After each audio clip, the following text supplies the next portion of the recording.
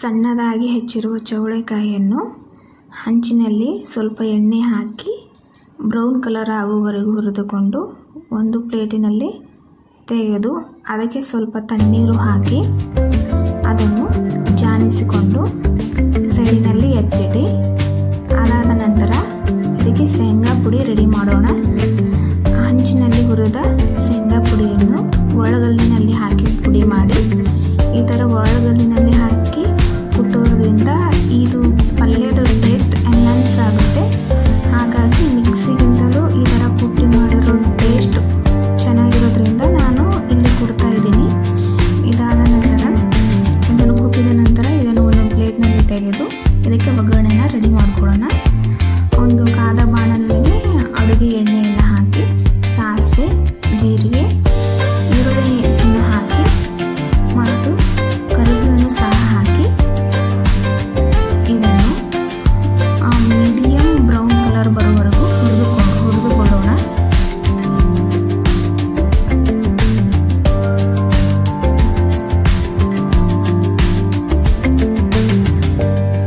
ಈರುಳ್ಳಿ ಈ ಕಲರ್ ಆಗುವವರೆಗೂ ಹುರಿದು ಇದಾದ ನಂತರ ಇದಕ್ಕೆ ಹುರಿದು ತೆಗೆದಿಟ್ಟಿರುವ ಚೌಳೆಕಾಯಿಯನ್ನು ಹಾಕಿ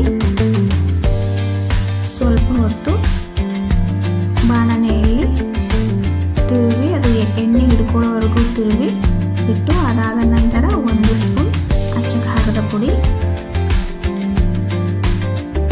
ಮತ್ತು ಅರ್ಧ ಸ್ಪೂನ್ ಅಥವಾ ಒಂದು ಚಿಟಿಕೆ ಅರಿಶಿಣ ಹಾಕಿ ಅದಾದ ನಂತರ ಸ್ವಲ್ಪ ರುಚಿಗೆ ತಕ್ಕಷ್ಟು ಉಪ್ಪನ್ನು ಸಹ ಹಾಕಿ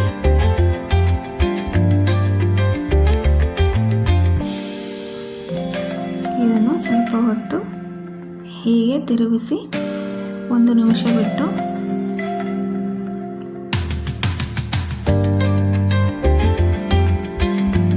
ಈ ಥರ ಎಣ್ಣೆಯಲ್ಲಿ ಖಾರ ಉಪ್ಪು ಎಲ್ಲನೂ ಬೇಯೋದ್ರಿಂದ ಅದು ಚೌಳೆಕಾಯಿ ಸಪ್ಪೆಯಾಗಿರುವುದಿಲ್ಲ. ಇದು ತಿನ್ನೋದಕ್ಕೆ ಟೇಸ್ಟಿಯಾಗಿರುತ್ತೆ. ಹಾಗಾಗಿ 1 ನಿಮಿಷ ಖಾರ ಉಪ್ಪು ಎಲ್ಲನೂ ಹಾಕಿ ಬೇಯಿಸಿ ಅದಾದ ನಂತರ ಸ್ವಲ್ಪ ನೀರು ಹಾಕಿ ಮತ್ತು ನಾವು ಕುಟ್ಟಿಟ್ಟಿರುವಂತಹ ಶೇಂಗಾ ಪುಡಿಯನ್ನು ಸಹ ಇದಕ್ಕೆ ಹಾಕಿ